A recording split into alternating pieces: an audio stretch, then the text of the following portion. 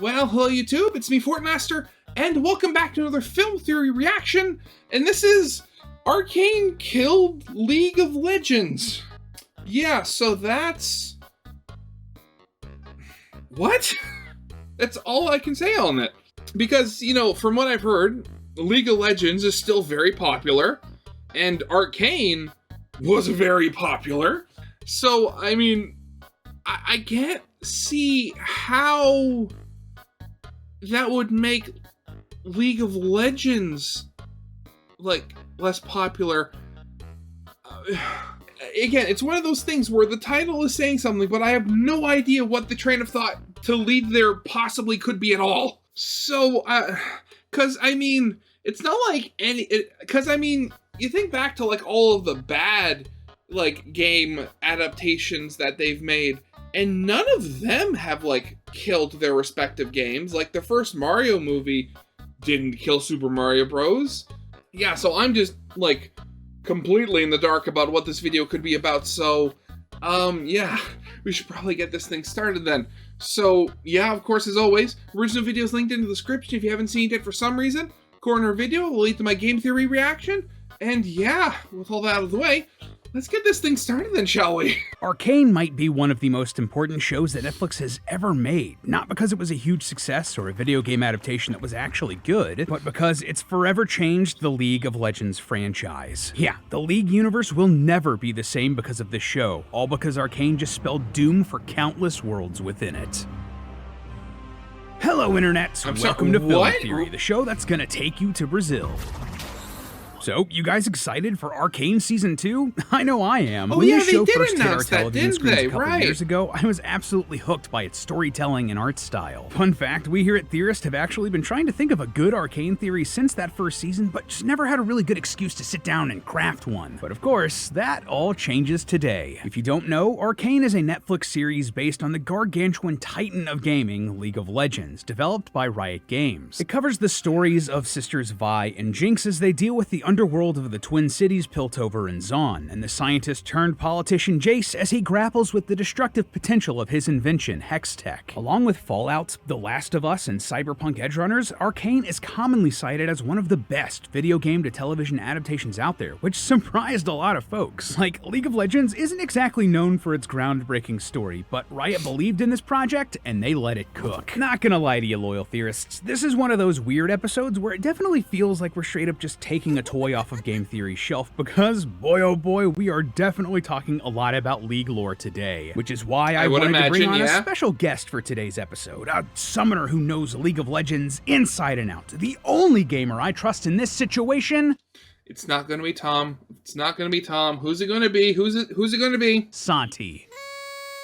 Hello, Wood League Santi here, coming down from the island that is Top Lane. And I ain't no faker, I've been playing League for about 6 years, but I've been playing MOBAs since Dota was a mode on Warcraft 3, #bars. Thanks for coming on, Santi, man. We still gotta play a match. As long as you don't play Shaco, I'm down anytime. How dare you? Believe it or not, but Riot spent forever on this thing. They first had the idea for Arcane all the way back in 2015, and it took 6 years to get made, teaming up with the animation studio Fortiche. They previously made story cinematics for League, as well as music videos for bands like Imagine Dragons and the Gorillaz, and KDA, a virtual band created by Riot using their League characters. Absolutely slaps, by the way. This series was a bit I of a didn't know gamble, that was but a it thing. paid off. Arcane was a huge hit, and both longtime fans and newcomers alike had a real hunger for more Arcane and other League story content. Riot must have been feeling it too, because they bought a significant portion of Fortiche and announced both a second season of Arcane and multiple other projects in development. After all, Arcane only covered the story of a few champions. There's plenty to mine here. You got the Edgelords, Yasuo and Yone.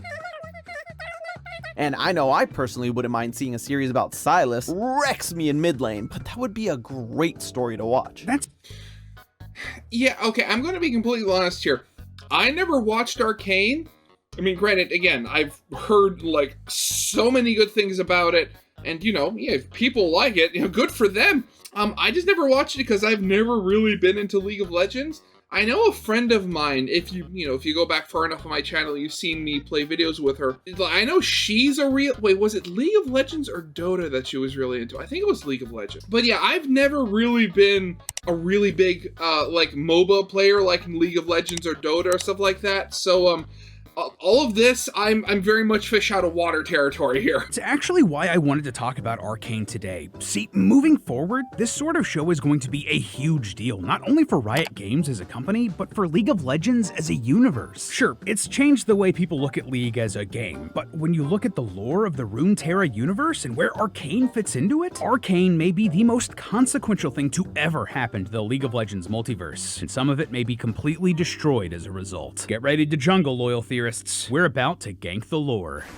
Oh, I got no. that. I understood that reference. So I feel like we need to start with a little bit of a history lesson, because until Arcane, most of the lore of League's champions was contained to cinematic cutscenes, online bios, and voice lines. Some that became memes, okay, and some that were serious. Every life ends with us. Early on, League of Legends basically had no story. Like, in the first years of its release, Riot had no writers, and each of the champions only had like a paragraph of a storyline, which some of the devs spent a couple hours cobbling together. The focus was on making a fun game, not a sprawling universe. Yeah. But as more and more characters and arenas got added, a plot started to form. Players were introduced to a world called Runeterra, where the land is rife with magic. But this magic was not always used for good. Magical wars would constantly break out across the various kingdoms like Piltover and Zaun, and eventually these all-out mage wars started to destroy Runeterra as a whole. To control the fighting and stop the end of the world, a coalition was formed where wars would no longer be necessary. Instead, disputes would be settled by the nation selecting warriors to fight in a gladiatorial arena. Mages would summon champions like Jinx, Vi, and Echo to fight in these battles in a legendary league.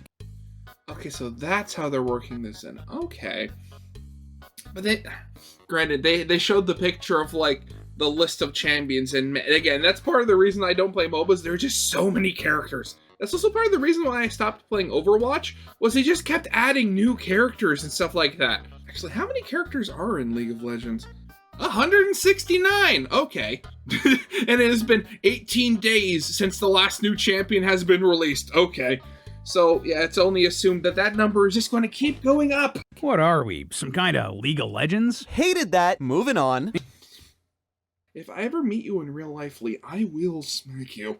In case it wasn't clear, the players were the summoners and the fighters in the arena were the characters of the franchise. That was the whole narrative conceit of the gameplay. Well, it was, until Riot changed it all. See, in 2014, they switched things up. The players were no longer summoners. In fact, there weren't any summoners anymore. Instead, the entire storyline was more or less wiped clean and started from scratch, with Riot releasing various comics and short stories to expand on the backstories of their champions. But these weren't often well coordinated, and the timeline became really messy as stories intersected and conflicted with one another, or frequent retcons made things pretty unclear. There are tons of examples of this, too many to count, but just a couple. Heroes like Singed and Vi had pretty big changes to their backstories, while Piltover and Zaun were retconned from sister cities into the same city split into two. Character relationships were also changed. When Jace was introduced in 2012, his basic backstory was as a scientist, while Victor broke into Jace's lab to steal hex tech for his machines. Victor was already a pre-established character with complex motivations, and fans didn't love making him a villain for Jace just for the heck of it. Riot heard the pleas of the fans and altered their stories again in 2016 to one where they were more colleagues than anything else. You get the idea. It's a lot and it's confusing, and somehow that's just the beginning. Okay, now I'm actually kind of thankful that, I never really got into League of Legends, because, part of my thing is I've always been really into lore when it comes to games, just learning about the history and stuff like that. But, I mean, if I was in this, where, like, entire character backstories and sections of the world were rewritten seemingly every few years, oh god, I'd hated that! See, in League, you can change the skins of the champions, and a lot of them are grouped into themes, like the Spirit Blossom skins, the Battle Academia skins, or my favorite, the Star Guardian skins. But these aren't just the champions dressing up in different outfits. In the story of League, these are completely different versions of these characters pulled from a massive multiverse. Another multiverse. It's always a multiverse. Granted, I mean, like, I did know about the skins. I forget who made them now, but for a while there, I kept coming across on YouTube Shorts this guy who was, like, raiding, like how the various different skins were, and like if they were an improvement over the base skin or stuff like that. But I mean, hey, granted, the last two things involving the multiverse I've kind of really looked at were mobile games. But I mean, if you're pulling from the multiverse purely just for the cosmetics, I mean, that's better than, there's now just a multiverse here, and now that just starts getting so much more complicated over there.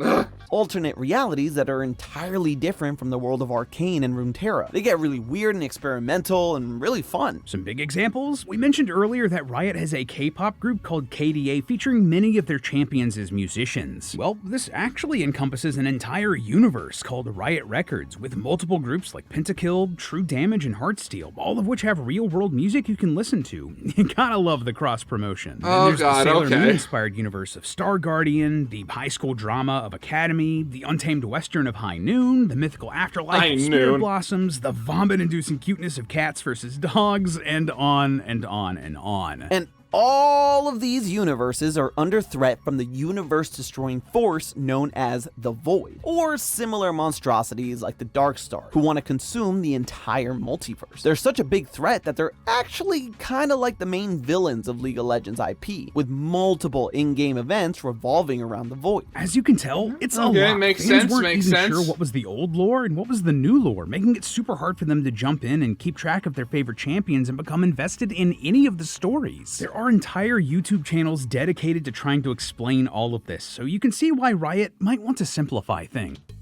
I mean, League of Legends isn't special there. There are hundreds and hundreds of channels dedicated to talking about the lore for basically every game out there. Again, I mean, specifically one that I follow, Oxhorn. It's a channel almost entirely dedicated to Fallout lore. I absolutely love it.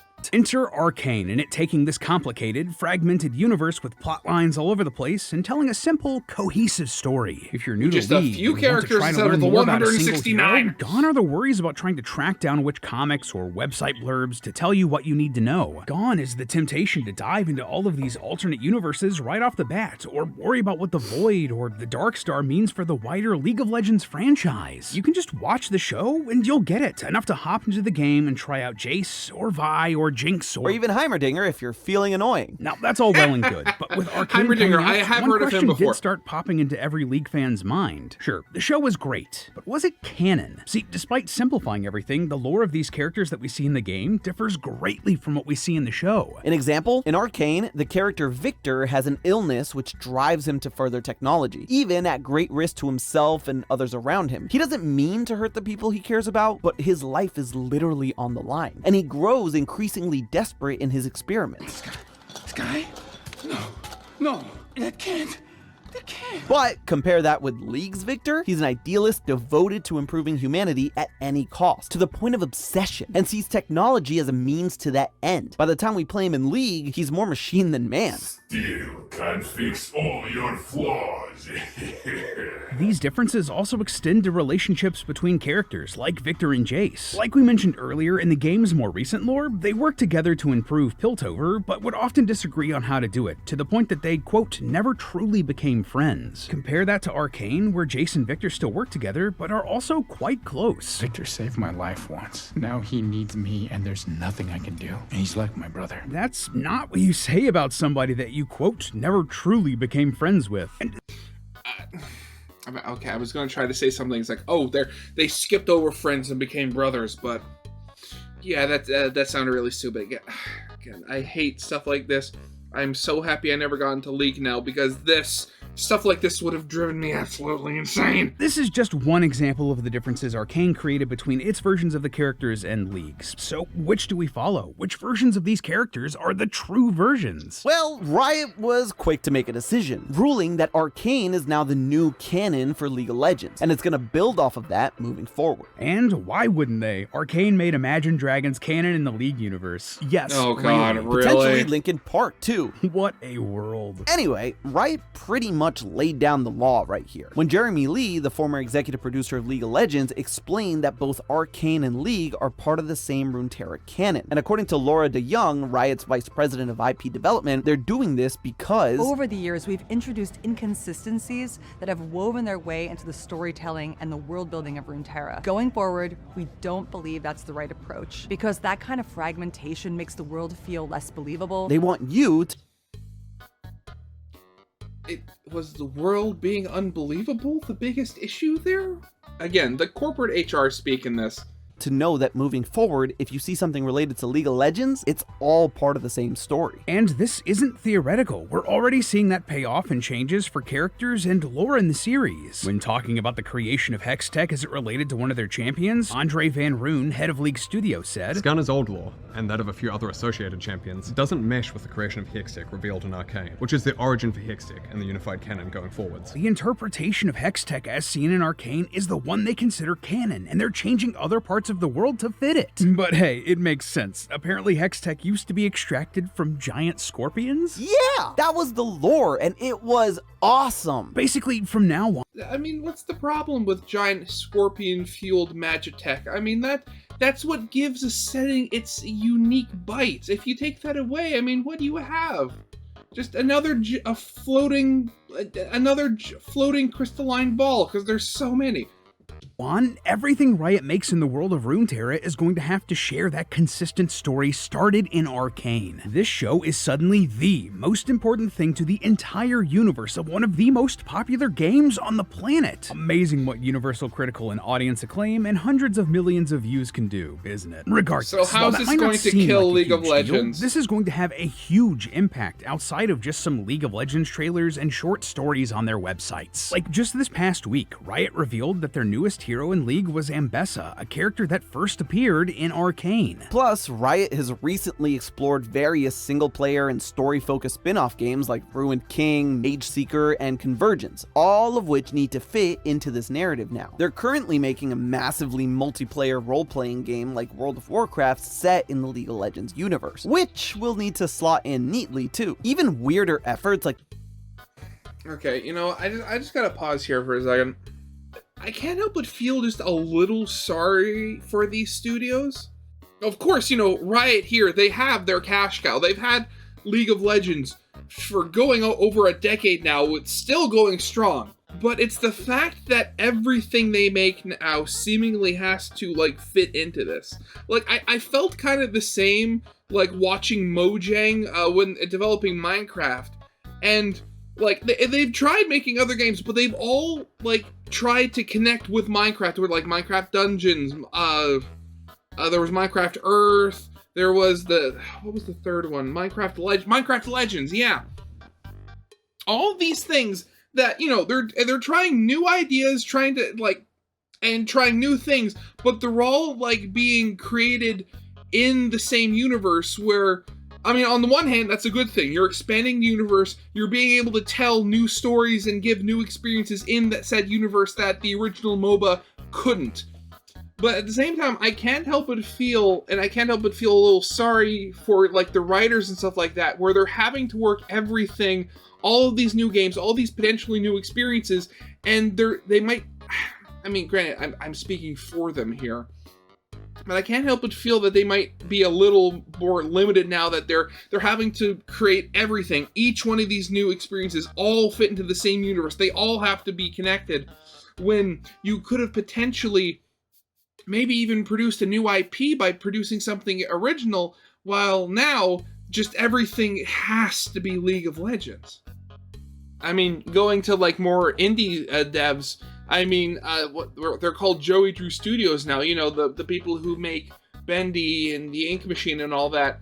They tried making another game that wasn't related to Bendy and Ink Machine at all. What was it like? I'm forgetting what it was called now. I mean, if I remember, you know, I'll put it on the screen. But it was like third person and, like, you were controlling a cowboy puppet. But that apparently failed outright. And now it just seems like everything they're making is Bendy and Ink Machine. And then you go over and everything that Mob Games is making is like Poppy Playtime. Though, I mean, that's a bit more excusable given that they're making chapters of a single game, so that's neither here nor there. I'm sorry I talked about it. But yeah, the point still stands. I mean, I can't help but feel sorry for these game studios that can only ever seem to make, the one game. And they're limited entirely to it. Their new fighting game, 2XKO, will need to follow this blueprint. By the way, 2XKO, cool looking game, not in love with that name. I definitely agree with Maximilian Dude on this one. It could have been called Double Knockout, and to be honest, Double Knockout, abbreviating to 2KO is a pretty good idea. So much better. Please fix it, Riot. What are you talking about? You don't like 2XKO? It rolls right off the tongue. Want to play some 2XKO? I would love to play some 2XKO. Yeah, no, I hate it too. So, okay, that's an interesting history lesson and all, and it's a great example of how powerful film and television can be for these game IP. Honestly, I've wanted to do a theory about the effects of good film and TV adaptations on video game IP for like forever now, but Arcane is a textbook case of why these are so important. In the months following Arcane's release, the player count in League spiked up 40 million players. Tens of millions of people either returned to League or gave it a shot because of this show. And if our purpose here today was to prove that Arcane is an important show because of just how much it changed League of Legends as a game, mission accomplished. The TV universe has taken precedence over the game universe because it's an easier way to tell the story of Runeterra than a MOBA game. And Netflix gives this brand, this whole franchise that is League of Legends, a much wider reach, and an entry point that isn't an intimidating video game with hundreds of playable characters and a decade and a half of history. And so, the game is being changed to fit the TV show first and foremost, instead of the TV show just enhancing the game. And this has some pretty implicit, widespread effects for the lore. The very fact that there's a canon now, as opposed to random lore drops from voice lines or short stories or trailers or hell, even skins, that means that there's now one storyline that is the storyline that everything else has to follow. By definition, that makes this universe created by this TV series the most important one. Like, sure, you can have these fun, different alternate realities to sell skins of Ari dressed like a K-pop star, but that has to take a back seat now to what they're doing with Arcane. And just the very fact that Riot is prioritizing Arcane in its universe, they more or less have whittled down the relevant universes in their multiverse of IP. Remember earlier when we talked about the Void and Darkstar? It's the main big bad in the League IP, a multi-universal threat that consumes realities to make itself stronger. That old universe, the one with the classic lore before it was updated and simplified for Arcane, the one that people spent over a decade of their life playing in and coming to love, the one that grew memes and solidified an entire genre of gaming? It's gone now. More or less, it's fallen into the void and been consumed by it. And it's not the only one. Think about it. Whenever a skin line fails or a story of an alternate dimension just doesn't hit with the audience, sure, maybe you can go buy the skins still if they're in rotation, but the stories of those realities, they end. Gone. For all intents and purposes. They're consumed by the Void or the Dark Star. And isn't it interesting that very recently Riot added an important new lore character as a champion, Bel'Veth, a character that was basically the Empress of the Void. They added this character in 2022, right after Arcane released, and that was a big success. They basically went out of their way to remind players that the Void exists and that they're the main villains of the whole dang IP, right when they... Oh god, yeah, I remember. That was one of the things I did see, after the show came out, and the whole thing that, her whole, fairly attractive woman visage is literally camouflage, and then the dress kind of splays open, and you see that.